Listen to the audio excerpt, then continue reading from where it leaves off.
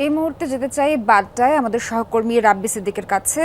রাব্বি, আপনি এই মুহূর্তে ঘটনাস্থলে আছেন, আমাদের জানাবেন বিস্ফোরণে ওই ভবনের অন্যান্য ফ্লোরের কি কোনো ক্ষতি হয়েছে কিনা এবং এ বিষয়ে ফায়ার সার্ভিস ও আইন শৃঙ্খলা বাহিনীর তদন্ত এখন কোন পর্যায়ে আছে, কোনো তথ্য জানা গেছে কিনা?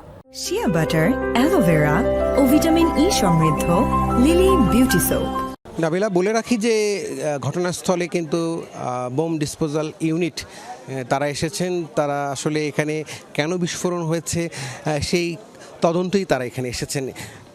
আর আমরা দেখেছি যে আইনশৃঙ্খলা বাহিনীর সদস্য তারা ঘটনার পরপর থেকেই এখানে আছেন, সেই সাথে ফায়ার সার্ভিসের কর্মীরাও আছেন এখানে। শুরু থেকেই কিন্তু বলা হচ্ছিল যে তিতাস গ্যাসের লিকের কারণেই এমন ঘটনা, সেটি কিন্তু এখানে তদন্ত কর্মকর্তা যারা এসেছেন তারা প্রাথমিকভাবে তাই মনে করছেন যে গ্যাসের লিকেজ থেকেই এই ঘটনা। এখানে দেখতেই পাচ্ছেন যে ফুটেজে এখানে ডিএমপির বোম ডিসপোজাল ইউনিটের যারা কর্মকর্তারা আছেন তারা এখানে এসে এই বিষয়টি আরও ক্লিয়ার হয়েছেন, পরিষ্কার তো করেছেন যে আসলে এটি গ্যাসের লিকেজ থেকেই এমন ঘটনা বলে তারা ধারণা করছেন।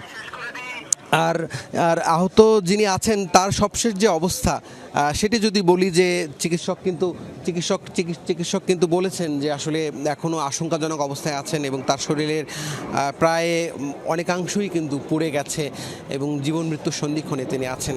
এছাড়া একজনের নিহতের খবর আমরা দিয়েছি।